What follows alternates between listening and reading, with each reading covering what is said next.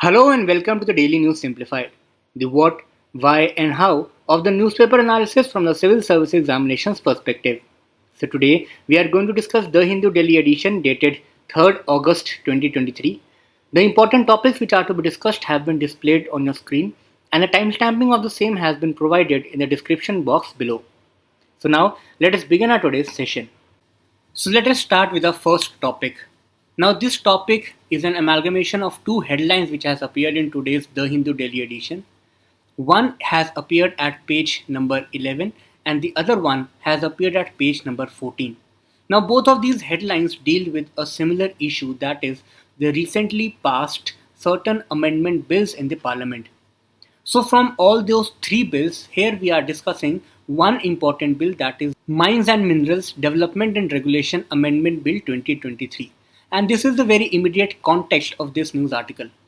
Recently, India's parliament has passed a law allowing the government to auction and mine its newly discovered reserves of lithium. Now, we all know that critical minerals, more importantly lithium, has become very significant in the recent times, be it the matter of developing the electric vehicles or the batteries or reducing the import dependence on other countries for geostrategic purposes. This lithium has become very significant.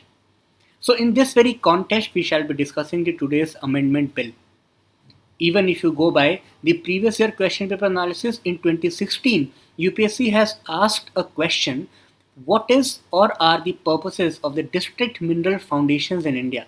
Now these district mineral foundations has something to do with the Mines and Minerals Development and Regulation Act.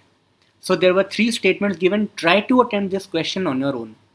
So we shall now come towards the Mines and Minerals Development and Regulation Amendment Bill 2023, which aims to amend the Mines and Minerals Development and Regulation Act of 1957. So in today's session, we are going to deal with the key features of the amendment bill. What was the original Act of 1957 aiming at? What are the various merits of the amendment which has recently been passed? And what are the various issues involved? So first, let us look at the historical context, that what this particular act aimed at. So first of all, what do you think that if you have to mine a particular mineral, let's say from this particular region, so what is the first thing which you are going to do? You will be first of all conducting the preliminary surveys, right? So you will be conducting this survey and you will analyze this particular region to determine that whether such mineral resource exists in this region or not, right? So this preliminary survey is known as the reconnaissance, right? This is the reconnaissance survey. Second step would be, after this preliminary survey, what will be you doing? You will be analyzing that how can you prove that yes, such resource exists in this particular region. How much resource is there in this particular region? So this second stage is known as the prospecting, and it includes exploring, locating, or proving the mineral deposits. Then comes the third stage, that is the mining, which is basically a commercial activity of extracting the mineral, right? So first you have conducted the preliminary survey known as reconnaissance. Second, you have prospected that what minerals are in this particular region. You are exploring it. And then third is the mining, that is basically to extract the minerals. Now, according to the Mines and Minerals Development and Regulation Act of 1957, you can, in a very layman language, you can understand that for all these three stages, there is a separate type of permissions, concessions or license which is provided by the government to the party who is going to conduct these activities. Okay. So for example, if you have to conduct a preliminary survey, you will be requiring a different concession or a permission from the government. If you are going for second stage prospecting, then it will be different. If you are mining some mineral, then there will be a altogether different set of permission. Right. So in simple language, for all these stages, there is a separate set of permission which is required. Clear till now? Now come that what are the key features of the amendment bill which has been passed. The first and the most important feature is that what was earlier happening, As per this act, there were certain minerals which were known as the atomic minerals, right? So what are atomic minerals? So these are basically the radioactive minerals, right? And these minerals, for example, thorium, plutonium, uranium, etc., are used for the atomic purposes. So because these minerals are very critical and they are of huge significance, a small leakage of such minerals can be very dangerous. That is why they were under a complete monopoly of the government, right? So all the atomic minerals can be extracted, can be mined only by the government agencies.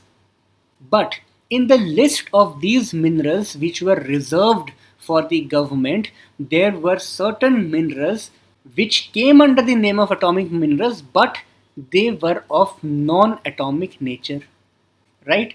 For example, one important mineral is lithium, which was earlier in this particular act was in the list of atomic mineral, right? But lithium as well as other such type of minerals have non-atomic purposes. They are not radioactive and mostly they are used in industries like electric vehicles, batteries, semiconductors, chip making, etc. And then, because all these minerals were under the control of the government, hence the private players could not participate in it. So, this was the issue in the backdrop of which this amendment bill has been passed. So, that is why the first and the most important feature is that it now involves the private sector players for the deep seated and critical minerals. So as we have discussed that earlier, there were three compartments for which the separate permissions were required. Now a fourth type of license has been introduced, which is known as the exploration license. And this exploration license can be given to the government obviously as well as to the private players, especially for the deep seated and the critical minerals. Therefore it means that private sectors now can mine the critical minerals, right? Second important feature is, now see, these amendments are little bit technical, but I am trying to make them as simple as I can. Just be with me, right? Second important thing is, we have understood that what do we mean by this reconnaissance? It involves a preliminary survey to determine the mineral resources. So during the earlier act, that is 1957, during this first stage, that is during reconnaissance stage, what things were done? Aerial surveys were conducted, geophysical surveys, geochemical surveys, as well as geological mapping was done in order to detect, in order to have that preliminary survey to determine the mineral resource. Important thing is that all these activities, that is geological mapping, geochemical survey, geophysical or aerial survey, are being done on the top of the land surface. That means no subsurface activity was being done during this reconnaissance stage. That is why the earlier act specifically prohibited pitting, trenching, drilling, and other subsurface excavation.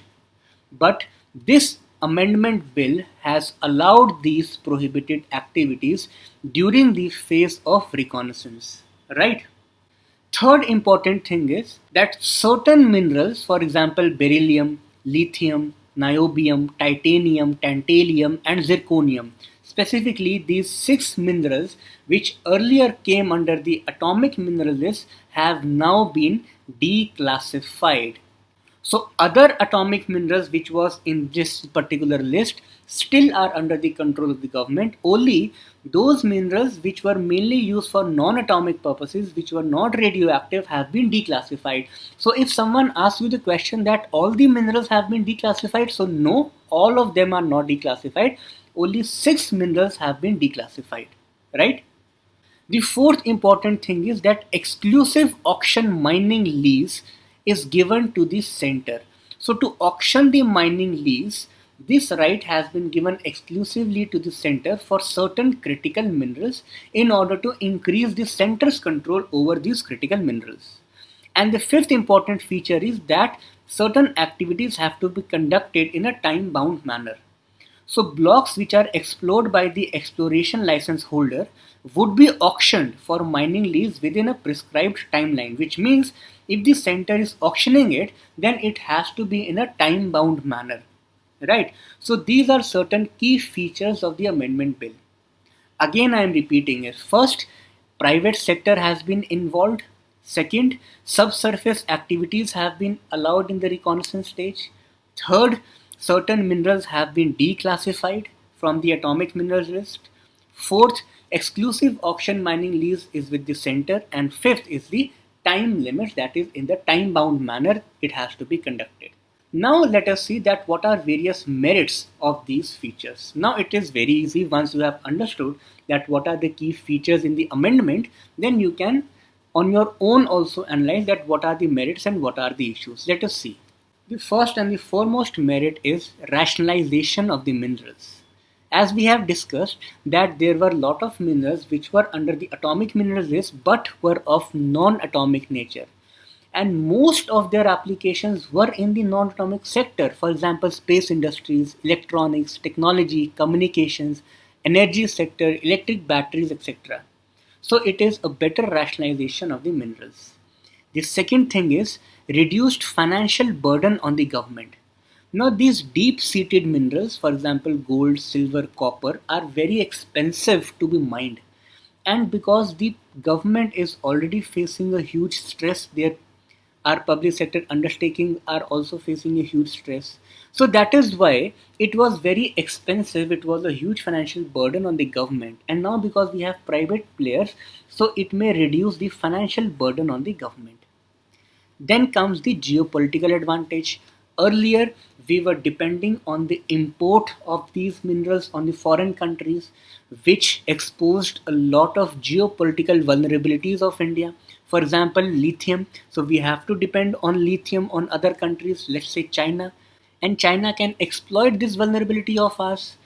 Similarly, there can be issues in the supply chain. For example, we have witnessed the supply chain constraints during the COVID times, right? So that is why it is said that we need to be self-sufficient in this aspect also. So the point is, naturally we have a challenge that we do not have much of such minerals. So that is a natural challenge for which we cannot do much. But yes, to overcome this challenge, what we can do is, one, we can enter into bilateral agreements with certain countries, and on the other hand, at least we can tap the potential resource which are there existing in our country, right? So that is why this amendment becomes significant. Next merit is increase in the efficiency. Now we discuss in this point that the exclusive auction mining lease rights have been given to the center. Earlier, it was with the state governments. Now the data suggests that only 19 blocks of the minerals have been auctioned so far by the state governments out of 107 blocks which were handed over to them.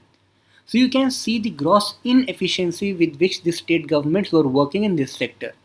So because now it has come with the center, so there are chances that there will be increase in the efficiency.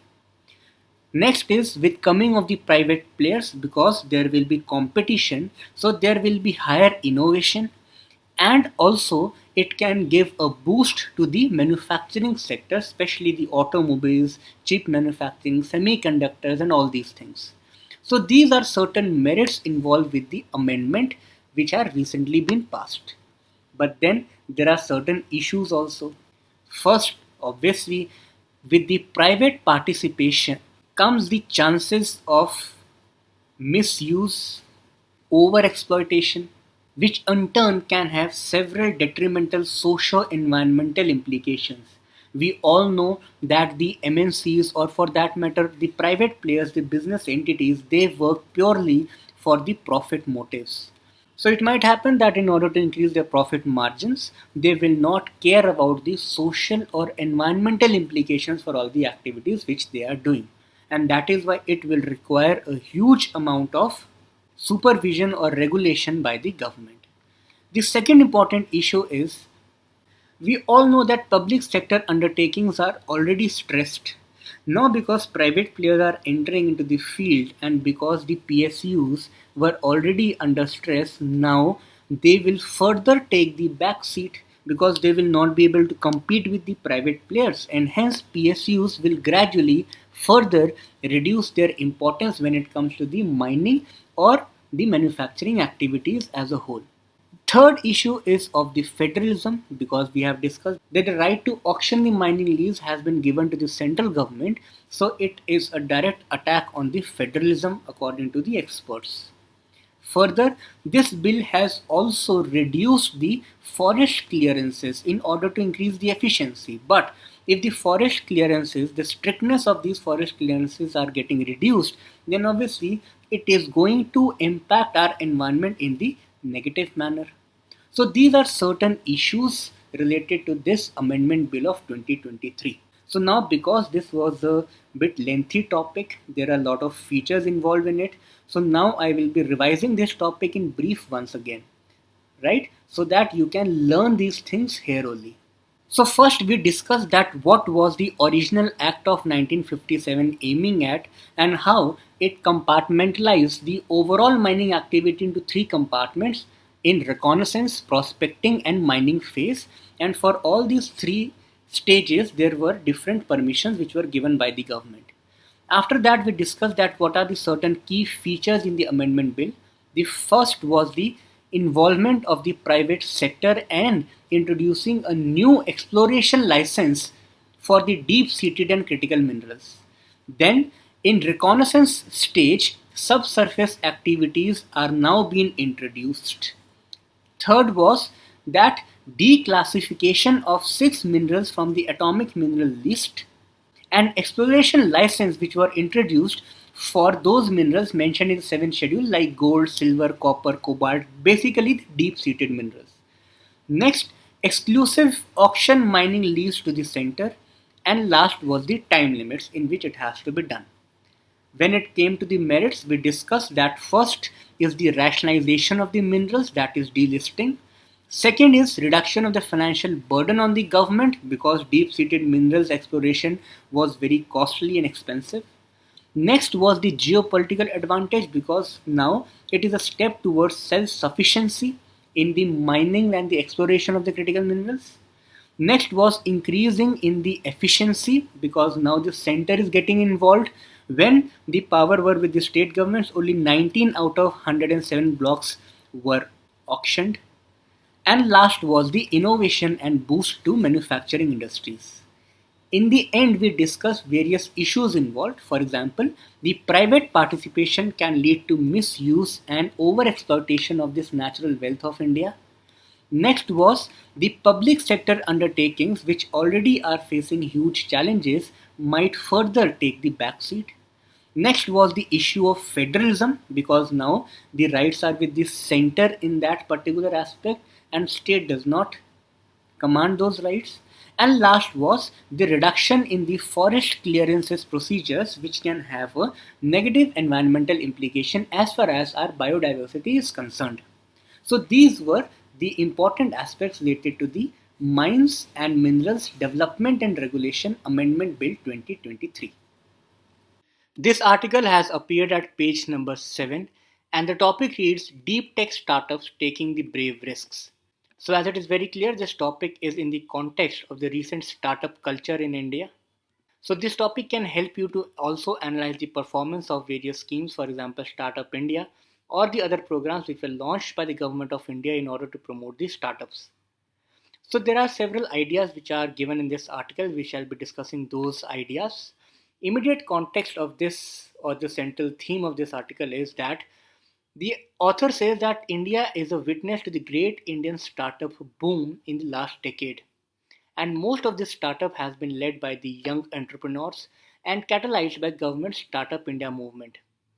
So there are some important ideas in this article. One important finding in this article is that the startup movement, the author says that it is not only restricted to the metro cities, that is the urban agglomerations or the city centers. The startups are also getting strengthened and developed in the suburban areas as well as the rural areas. Till now, around 1 lakh of the startups are registered with the government of India. And out of these 1 lakhs, around 50%, that is around 50,000 of those startups, are from tier 2 and tier 3 cities. So that means that the regional divide is getting reduced as far as the startup culture is concerned. The second important thing is this article says that the young Indians are taking the risks of startups in the technological sector. So the startup in India are not just restricted to the internet and the e-commerce segment, they are also going beyond certain areas. They are also going into the areas like deep technology areas such as space, remote sensing, artificial intelligence, robotics, biotech, pharma, EVs, drones, defense, telecommunications, semiconductors, and many more. So that means that technology oriented startups are booming in India. And we all know that Startup India was basically a flagship initiative by the government of India in order to catalyze the startup culture. This was managed by a dedicated Startup India team which reports directly to the Department of Industrial Policy and Promotion. So these informations are mainly relevant from the prelims perspective. However, these findings are more for the mains examination. Under this scheme, various support are provided by the government. For example, enhanced infrastructure, including the incubation centers, easier IPR facilitation, that is intellectual property rights, easy patent filings, various benefits like tax benefits, easier compliance, improved setting up a company, etc. Further, a fund of funds which was managed by SIDB and amounted to around 10,000 crore rupees were also created. This was a dedicated fund in order to boost the startups in India. Then Startup India portal offers a range of useful resources, vast networking database for entrepreneurs and other stakeholders. A free helpline numbers were also circulated. Basically, all these things were done in order to boost the startups in India and to provide the early support to the young Indian entrepreneurs. In this article, the author also gives the idea of Startup India 2.0, basically supporting all those startups which are there in the sectors which were listed above, that is the technology oriented sectors. So, in order to have this focus, the author says that there should be two-pronged strategy. One, there should be increased availability of funds on the similar lines, or within this fund of funds corpus, a specific dedicated amount can be there for these startups who are working in the deep technology sectors.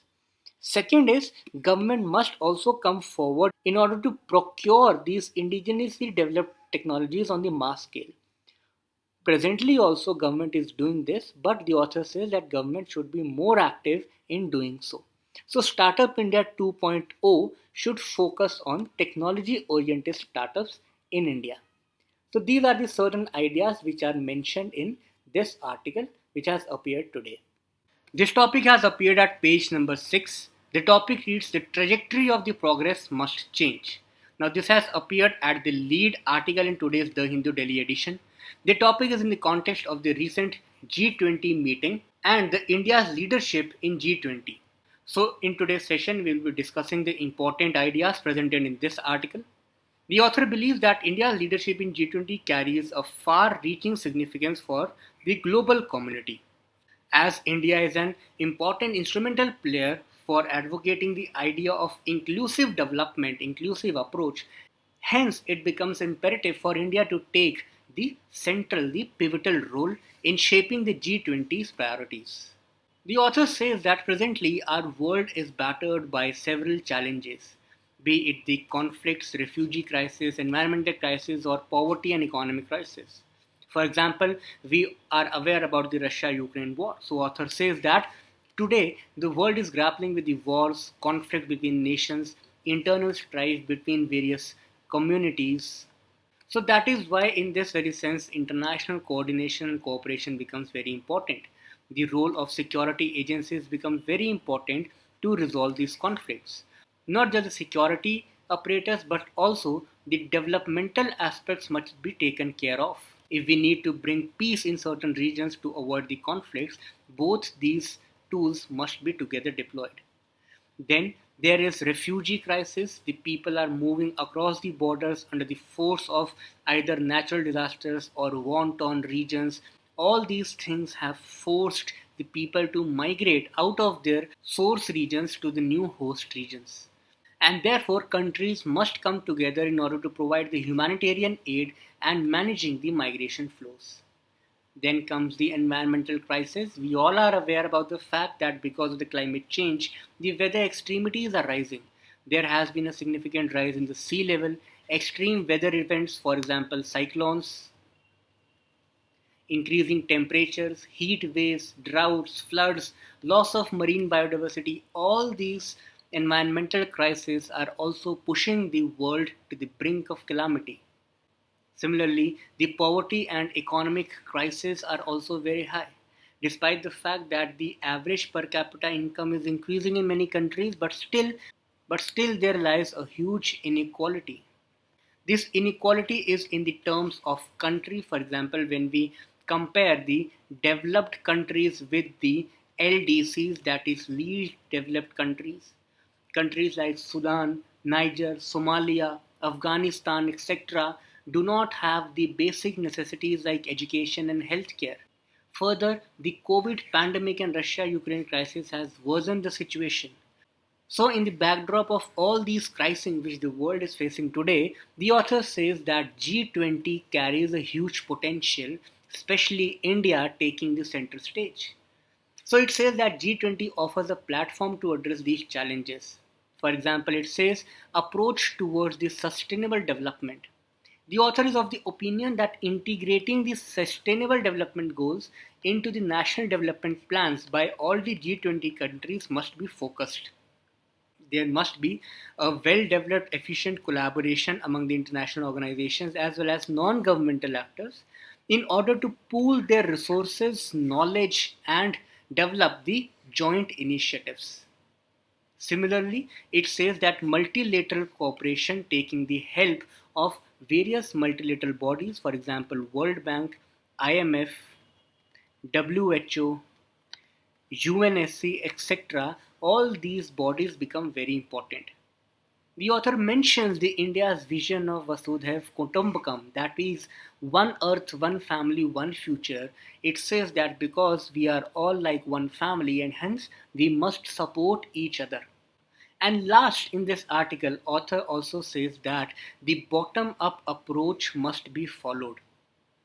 Every region has its unique characteristics, therefore has its unique problem. Every region has its own strength, has its own merits, however, it also has its own challenges, and therefore the SWOT analysis must be taken for every region. And one size fits all approach might not work for all the problems in all the regions. In this very regard, the author has mentioned about the life, that is the lifestyle for sustainable development, the life mission which India has proposed, India has launched. So this basically life is an approach to live a sustainable life. At the G20 platform also India has proposed the approach of life, which requires the coherent actions among the stakeholders at all the levels rooted in the collective actions across society.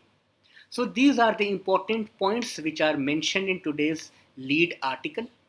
However, there was nothing as a separate concept in this article, so that is why we have restricted to the important points mentioned in this article.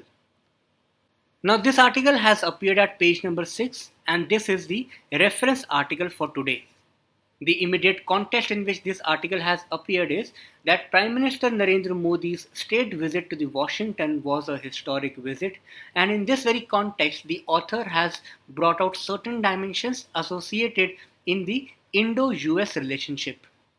As far as the UPSC scheme of syllabus is concerned, this topic directly falls under General Studies Mains Paper 2 in the section of IR, that is International Relations.